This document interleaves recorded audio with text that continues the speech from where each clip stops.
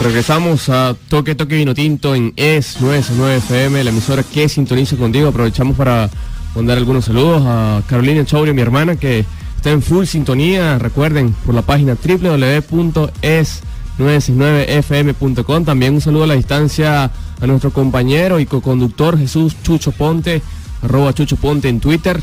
No pudo venir por motivos familiares, pero está presente escuchando nuestra transmisión. Recuerden, con nosotros está Lisandro Samuel, @Lisandro Samuel en Twitter. ¿Es así, Lisandro? Sí, Lisandro Samuel, Lisandro con Z, recuerda. Y también tenemos a Carlos Mendoza. Carlos, y por favor les haces llegar a nuestra audiencia tu cuenta en Twitter.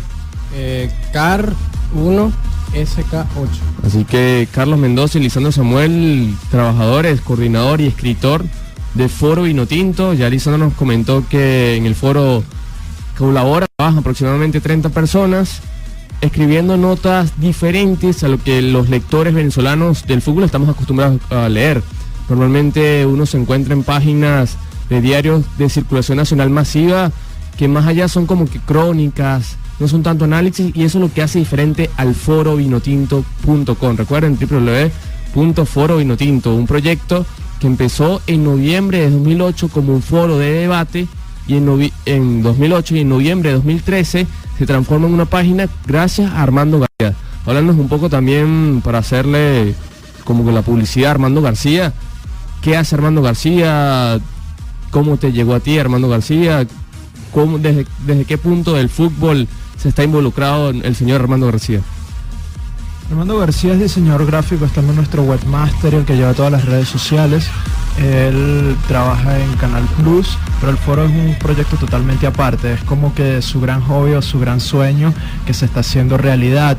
Es un trabajador de este fútbol desde el punto de vista de las estadísticas, del análisis, y alguien que se me esa idea de querer darle otra cara al fútbol venezolano.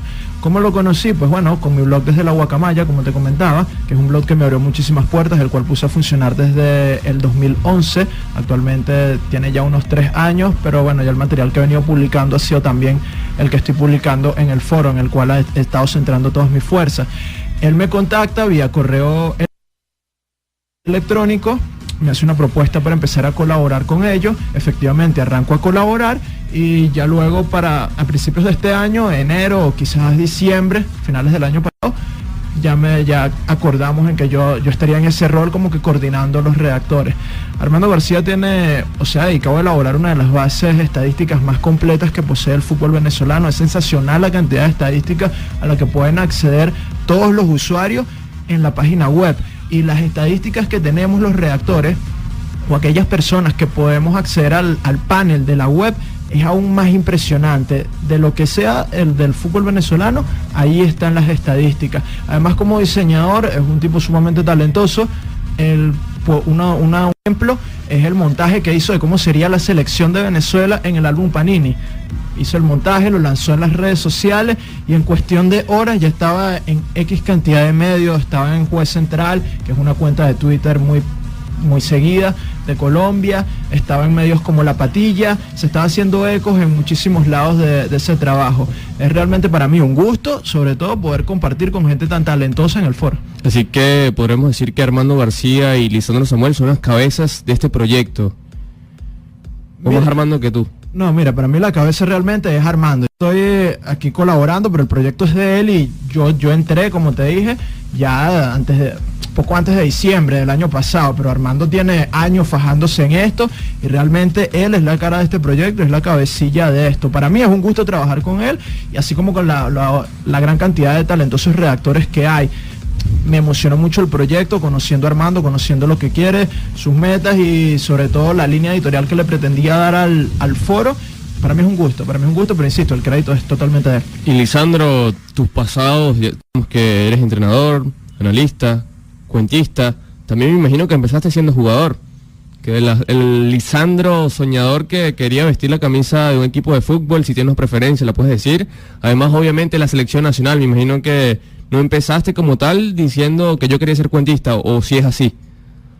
Bueno, lo que pasa es que son dos roles diferentes. En el tema de la literatura, yo siempre digo que escribo realmente desde que sé escribir.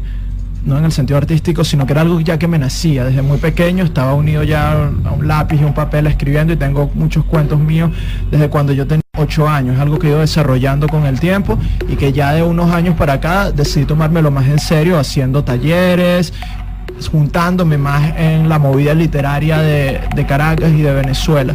En cuanto al fútbol, sí empecé a jugar de manera organizada a los 12 años, jugué en la Sociedad Deportiva Centro Ítalo en la Sub-18 cuando esa división estaba en primera división, jugué en el Atlético Venezuela.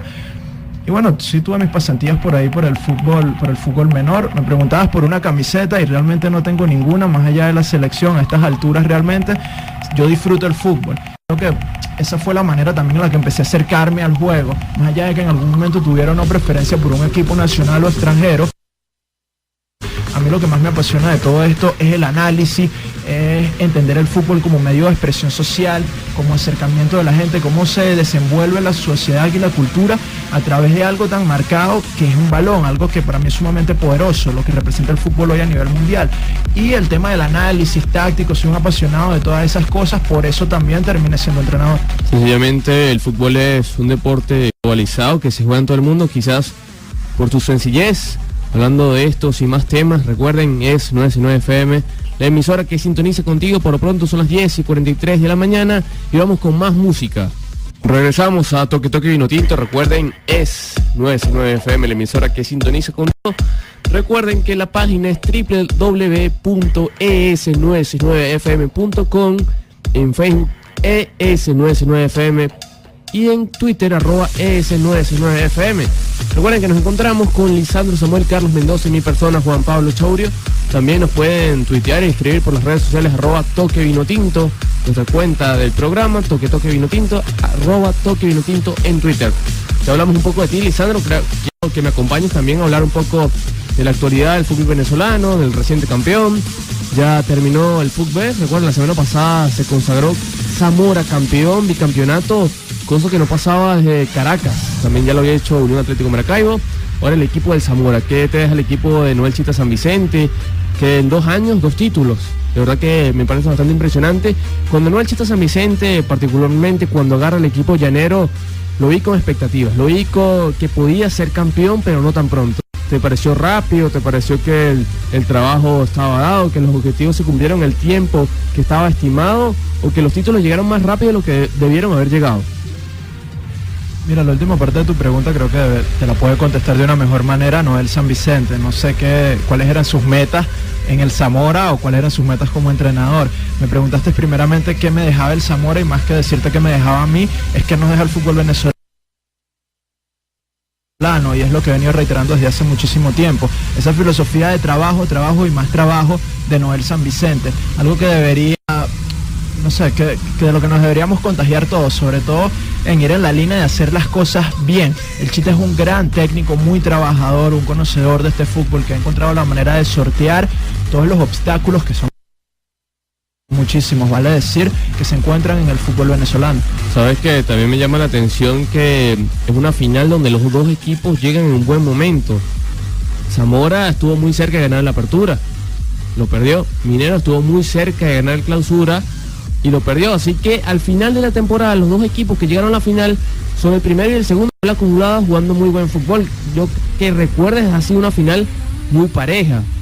Por lo menos se me viene a la mente la final de Zamora contra Deportivo Táchira, donde estaba José Luis Pinto, el técnico colombiano. El Táchira jugó muy mal en clausura y el Zamora había jugado muy mal en la apertura, así que esta final estaba para los dos. Creo que cualquiera que ganara, la gente no iba a quedar con duda, me parece a mí. No sé si tienes una opinión distinta. Lindísimo, la verdad, que hayan llegado los dos equipos que mejor han jugado al fútbol a lo largo de la temporada. Son los dos mejores equipos del torneo, lo fueron, y son los que han trabajado mejor. Mira, lo lamentable realmente que el torneo fue muy viciado, muy adulterado, tanto por la Federación Venezolana de Fútbol como por el Consejo de Honor, y es también un poco triste que tanta polémica se haya ceñido sobre una de las mejores finales en los últimos años del fútbol venezolano. El tema del gol de Juan Falcón, el tema de que Táchira pudo coronarse en el torneo clausura en la mesa si le daban los puntos del partido contra Estudiantes de Mérida, ese tipo de cosas que dañan un poco el fútbol venezolano.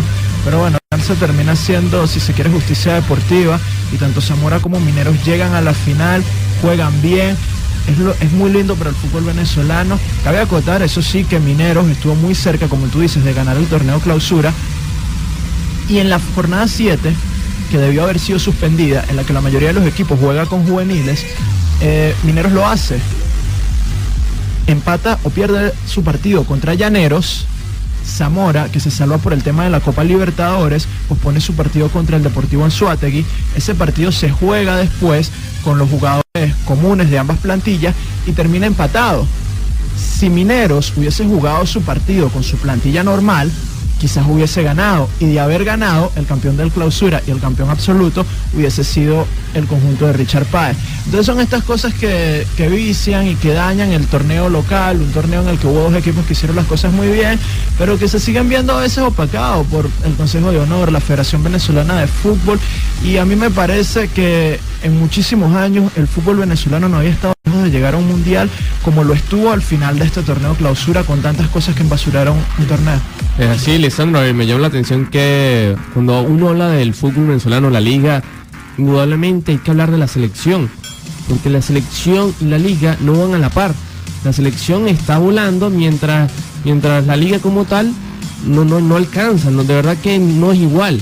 Es increíble que la selección, la Vinotinto, estuvo muy cerca de clasificar el mundial, y en la liga venezolana pasan inconvenientes como la fecha 7. Recuerdan esa fecha 7 donde los jugadores la asociación no quiso salir a jugar por la problemática social del país, los directivos y la federación obligó a jugar con juveniles y se dieron los resultados que ya estaba nombrando. En esa fecha 7 Mineros perdió 3-0 contra Llaneros de Guanara. Creo que en otra situación, si estaban los titulares, Mineros ganaba.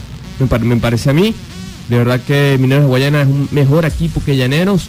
Estuvo muy cerca de revalidar el título de la apertura, no fue así, quedó a 2 puntos de consagrarse en el clausura 2014, quedó de segundo. Mineros tuvo 37 puntos y Zamora 39. Hablaste del Deportivo Táchira también. Deportivo Táchira, que fue en ese partido de la fecha 7, le habían dado forfeit. 2 meses después, la Federación Venezolana de Fútbol acata la apelación del Deportivo Táchira y dice que se reprograma el juego. Es increíble, 2 meses después de una apelación donde estaba el Mundo Capchi del Deportivo Táchira pidiendo que le reprogramaran el partido porque el Deportivo el Laurinegro no había podido salir. Es increíble. Aún así el Deportivo Táchira queda tercero. El gran perjudicado en esta situación es el Caracas Fútbol Club, que quedó sin su cupo por primera vez desde hace algún tiempo, sin jugar la fase previa de la Copa Libertadores. Sí, efectivamente. No sé si del Anzoátegui también se vio un poco perjudicado, también tenía opciones, pero el tema con el Táchira fue una incoherencia. Una incoherencia, creo que es la palabra que más marca al fútbol venezolano. Y lo curioso es que después de la final de vuelta en Cachamay, del partido de vuelta, yo estaba conversando con Laureano González, vicepresidente de la Federación Venezolana de Fútbol, y él me decía que pese a todo había sido un torneo bueno, más allá de que se hubiese manchado por la jornada 7, que no había, según él y según la mayoría de los miembros de la Federación Venezolana de Fútbol, la mayoría de los dueños de clubes, e inclusive el Consejo de Honor, según no había motivos para suspenderse. Pero bueno, si no había motivos para suspenderse, ¿cómo es que después de que el Táchira da forfait, de que el Táchira efectivamente da forfait, se manda a reprogramar el partido? Si el forfait es justificado, entonces había motivo para suspenderse el jornada, y si no había motivos para no suspender la jornada, entonces el Táchira tenía que quedarse con su forfait. Es un tema bastante delicado, que me parece que se manejó de la peor manera posible, porque para mí, insisto, esa jornada no debió jugarse. Y lo lamentable es, porque se señala mucho a la Federación Venezolana de Fútbol, pero lo lamentable es que cuando se hizo la junta para determinar si se jugaba o no esa fecha, la mayoría de los dueños de clubes alzaron la mano queriendo jugar, y ahí se planteó un pulso entre dueños de clubes y jugadores. De hecho, varios de ellas tuvieron algunas amenazas de despido. Caso de Llaneros, caso de Atlético de Venezuela, que fue indudablemente el más llamativo.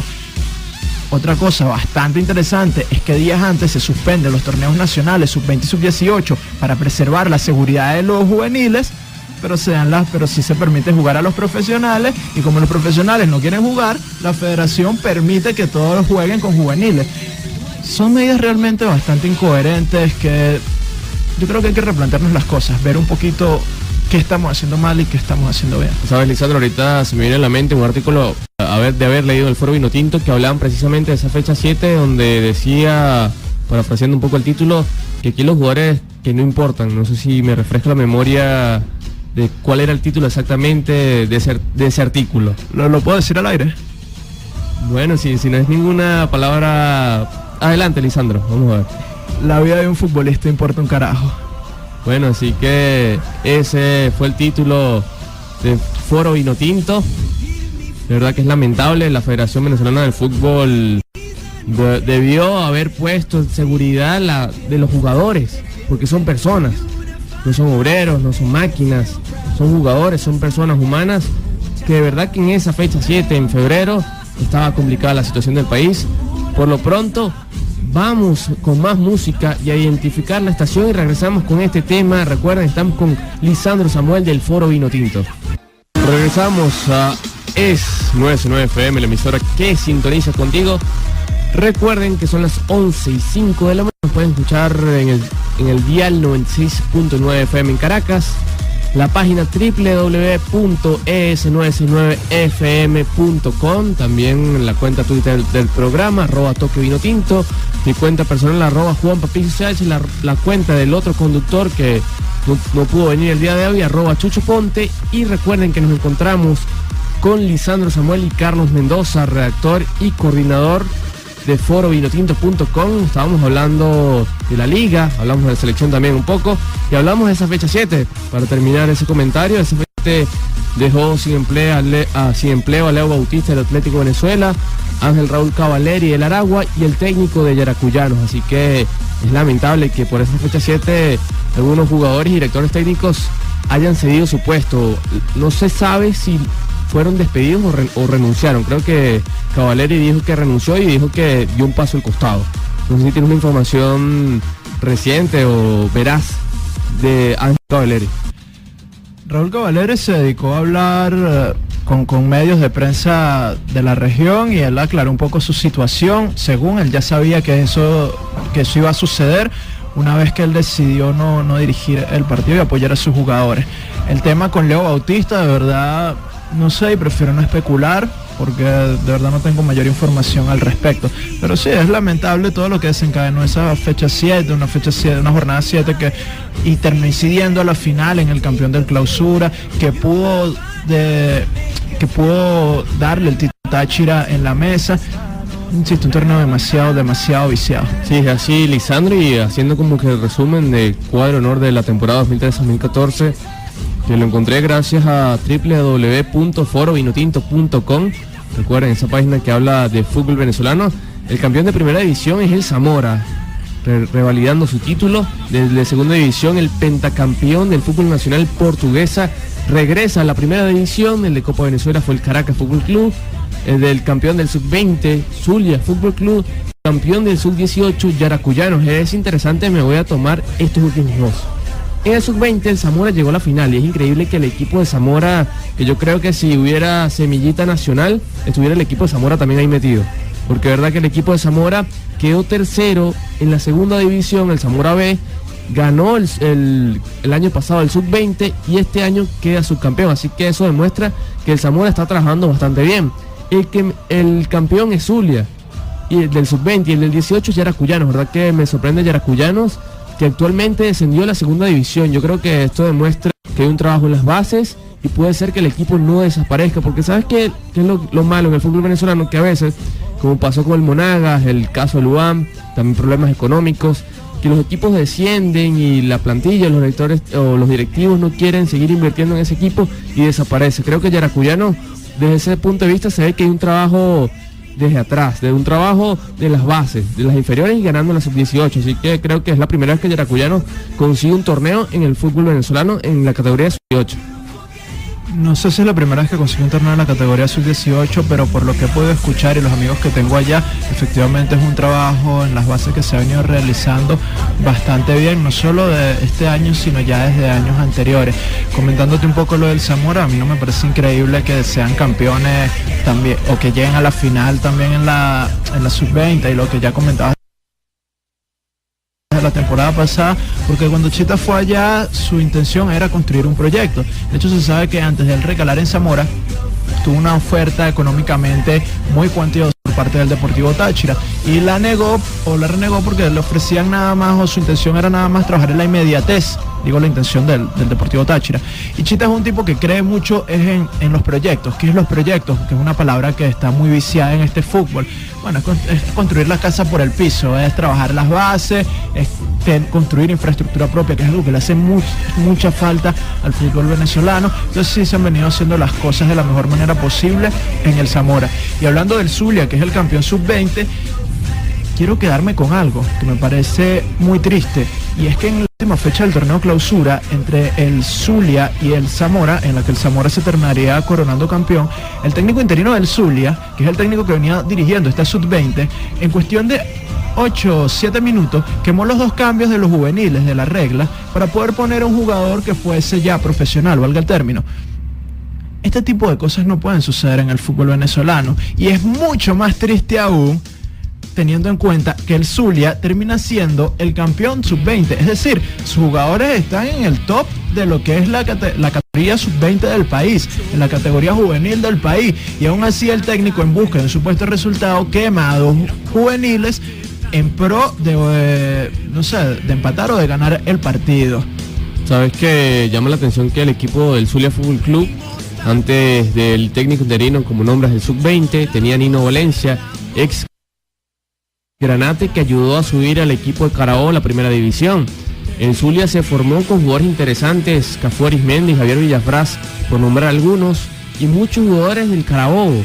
También creo que la ayuda de ese Zulia, que fue campeón del sub-20, que fue que hicieron muchos tryouts para buscar el talento zuliano, el talento maravino, y que llegara a un equipo formado, un equipo que pudiera competir, y así fue. Por lo menos en el sub-20 les dio resultados. Ya en la primera división no quedaron muy bien, yo creo que esperaba más este Zulia. También otro artículo haciéndole promoción a Foro Vino Tinto, que habla que por qué el Zulia no ha traído la gente que traía la Unión Atlético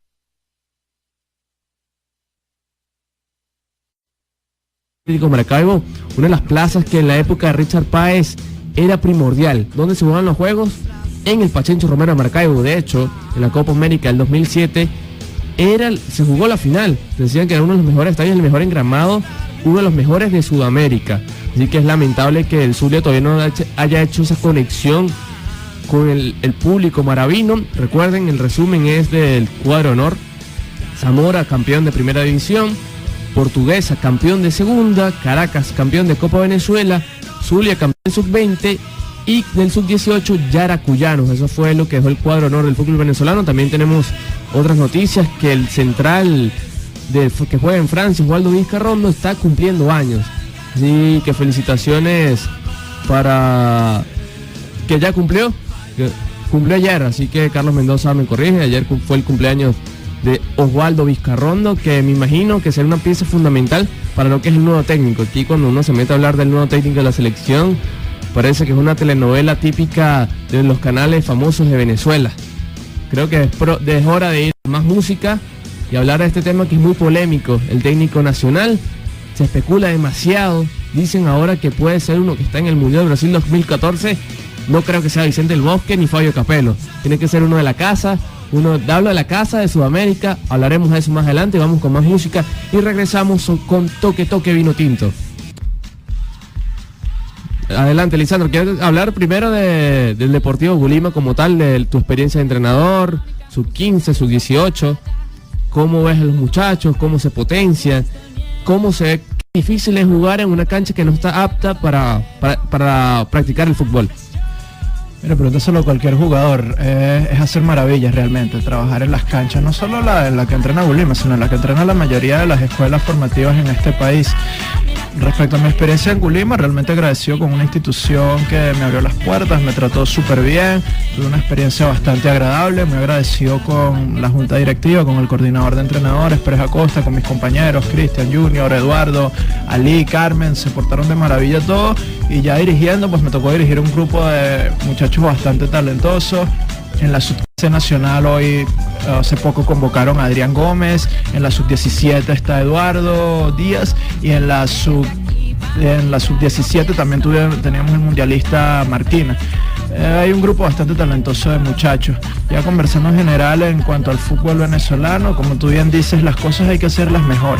Estamos a años luz, aunque suene a lugar común y lo repiten la mayoría de los comunicadores, la mayoría de los entrenadores y jugadores, pero es que es verdad, estamos lejísimos de los principales países, no decir ni siquiera de España o de Alemania, que son países que están a la vanguardia, sino de cualquier país que trabaje medianamente bien el fútbol. Aquí, para empezar, los equipos no tienen cancha propia.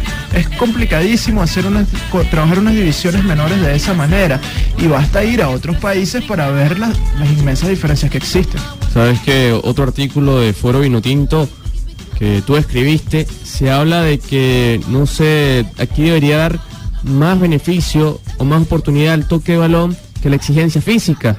Aquí Carlos Mendoza, que tuvo la oportunidad de jugar en varios equipos de Los Teques y San Antonio, inclusive con el Caracas Fútbol Club, nos puede hablar un poco de cómo es el fútbol menor en Venezuela, qué se debe potenciar, qué se debe quitar del fútbol menor. Así que háblanos de tu experiencia en el fútbol de Venezuela. Sí, bueno, cuando yo comencé a jugar teniendo 11, 12 años, en la escuela donde yo estaba era una locura porque el entrenador nos sacaba la chicha, nos hacía puro trabajo físico, 1 hora y media, y al final solo jugábamos. Entonces, ¿cómo tú formas jugadores si no les enseñas a tocar un balón primero, a recibir los pases, a jugar no solo con balón, también sin balón? Porque es importante, o sea, no hay fútbol sin pelota. Lo decía Lisandro en una nota que escribió en el foro. Y te das cuenta cuando estás en un equipo grande, como en el Caracas, que tuve la oportunidad, que los trabajos hay que alternar. No todo el tiempo es físico, no todo el tiempo es con balón, hay que alternar los trabajos. Y lamentablemente le da más importancia a los que ellos crean conveniente, y están formando jugadores de fútbol, están formando atletas de atletismo, carreras, de nada de eso. Es así, Carlos, muy buen comentario. Seguiremos hablando del fútbol menor en el próximo corte. Vamos con más música. Recuerden, es 969 FM, la emisora que sintoniza contigo. Estamos con Carlos Mendoza y Lisandro Samuel. Regresamos a Es 969 FM, la emisora que sintoniza contigo. Muy buena la conversación detrás de micrófonos, hablando de lo que acontece del fútbol menor, las deficiencias, lo que se debería mejorar. También estábamos de camino a la radio. Hablamos de un país como Uruguay, que tiene aproximadamente 4 millones de habitantes, como que la mayoría de los niños, de los adolescentes, juega fútbol. Estaba leyendo un artículo de que en Uruguay está la filosofía, o hay una escuela que se llama Baby Fútbol. Están los niños muy pequeños, de 4 o 5 años, donde empiezan a practicar este deporte. También es importante que hablamos de la disciplina con el balón, que es el fútbol sin pelota, no hay fútbol. ¿Es así, no, Lisandro? Totalmente de acuerdo. Mira, para ponerte un ejemplo, Richard Páez, cuando estuvo en la selección, él dejó un proyecto para la federación de la construcción de canchas de fútbol 7, para que es lo idóneo para jugar en jugadores menores de 11 años. Ese proyecto no tengo idea de dónde está, debe estar encajonado, quizás estaba en la caja fuerte que se robaron de la federación, no lo sé, pero no se ha implementado. Las bases aquí se trabajan muy mal. Asusta ver a chicos de 5, 6, 7, 8, 9 años jugando 11 contra 11 en canchas de fútbol profesional. Un chico de 9 años jugando fútbol 11 tocará la pelota el que es defensa 4 veces. ¿En qué momento se forma ese niño? ¿En qué momento adquiere técnica? ¿En qué momento adquiere experiencia? Tuve la oportunidad el año pasado de hacer un taller con entrenadores del Inter de Milán, y realmente se quedaban perplejos de la manera en la que aquí se trabajaba el fútbol menor. Ellos en Italia trabajan fútbol 5, fútbol 6, fútbol 7, fútbol 8, fútbol 9, fútbol 10, para llegar ya al fútbol 11 entrados en los 13 años aproximadamente. Aquí en Venezuela conocemos el fútbol 11 y listo. Si acaso existirán algunas ligas de fútbol 7, pero no es algo federado. Son cosas que se deben de mejorar. Luego está lo que tú mismo dices, el tema del balón. A mí me da pavor ver a niños de 9 años darle la vuelta a la cancha por 10, 15 minutos, 20 minutos. ¿Qué están haciendo? ¿Qué clase, qué trabajo es ese? Yo respeto mucho el trabajo que hacen otros colegas, pero para mí lo triste es que luego de que el fútbol, que es algo que evoluciona tan continuamente, que todo el tiempo están surgiendo nuevas metodologías de trabajo y nos estamos actualizando, nosotros en Venezuela nos quedemos con métodos de entrenamiento que pasaron o se desactualizaron en los 90. Ponerlo a trotar a un niño de 9 años, de 10 años, por media hora es casi que un pecado. El chico está ahí para aprender a jugar al fútbol, no para ser maratonista. Y esto es algo que se repite muchísimo en diversas escuelas a lo largo y ancho de todo el territorio nacional. Es así, Lisandro, parece que también una cosa de cultura, de quizás el gobierno, que en otros países, te nombro Argentina y Brasil, tuve la oportunidad de ir a Argentina, en Brasil una experiencia, comentaron que en las plazas hay canchas de grama sintéticas públicas. Aquí en Venezuela, te hablo de Caracas y te hablo de San Antonio, cobran por jugar en estas canchas de grama sintética. Así que por la parte del negocio, si estás en Brasil, no te conviene, si estás en Argentina, menos.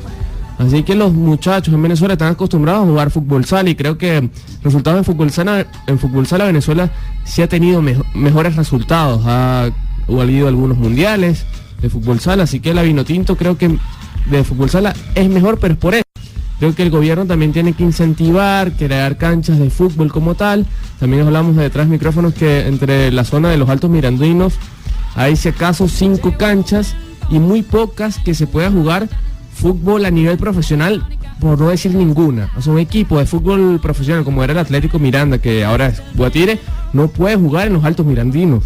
Y en Caracas, la ciudad capital de Venezuela, solo hay 2 canchas, Brígido Iriarte y Olímpico del UCB, y te puedes pasar por esas canchas de Brígido Iriarte. Yo no sé cómo la Federación Venezolana permite que jueguen ahí. De verdad que es increíble, es un potero. Ahí juega Atlético Venezuela, juega Metropolitano, juega Guatire, juega Deportivo La Guaira. Ya estoy nombrando 4 equipos para una sola cancha. Nombraste también que los equipos en Venezuela no tienen una cancha propia y el único equipo que tiene lugar de entrenamiento es el Caracas. Creo que también por ahí los equipos tienen que mejorar, y cuando el fútbol se vea como negocio en Venezuela, creo que ahí va a mejorar. Pero hay que trabajarlo desde las bases, desde el fútbol menor, que es muy importante. De verdad que también tuve la experiencia de jugar fútbol menor y me hace recordar, Carlos, que de verdad que eran 10 vueltas a la cancha con tan solo 11 años. Es increíble, de verdad que un niño, para eso el representante lo mete en atletismo, si es para eso. Hablando también eso del fútbol menor en Venezuela. También hay que hablar del fútbol femenino, también Carlos Mendoza conoce y de este deporte. Venezuela ya lleva 2 mundiales llegando al sub-17. Y la experiencia y lo que has visto del fútbol femenino en Venezuela, Carlos, tengo entendido que conoces a 2 chicas que practicaron en Caracas y ahora están en Estados Unidos. ¿Cómo ves el fútbol femenino en Venezuela? ¿Puede surgir? ¿Puede aumentar? Porque parece que en el Mundial todo el mundo estaba pendiente. Pero ahorita, que por cierto estaba la final, nadie habla de eso. ¿Cómo hacemos para que la gente preste más atención a este deporte que en Venezuela ha conseguido buenos resultados? Yo creo que hay que acercarse a las canchas y ver cómo juegan las chamas. O sea, es impresionante el talento que tienen, y estas niñas juegan prácticamente por nada, porque les gusta. No reciben nada por eso, por lo menos no la mayoría, y no tienen el apoyo que se merece. Yo le hice una entrevista a Bárbara Serrano, mundialista sub-17, y una pregunta que le hice, que ya que este mundial, pues toda Venezuela estuvo metida viendo a las chicas, le pregunté si le generaba alguna expectativa, si pensaba que se le iba a dar el apoyo que necesita el fútbol femenino, y lamentablemente la respuesta que me dio fue que ella pensaba que en 1 o 2 meses, y después se iba a mantener olvidado. O sea, ella está consciente que está en el olvido el fútbol femenino, y de verdad merece más apoyo, porque tú te pones a ver y es impresionante cómo juegan las chicas, prácticamente porque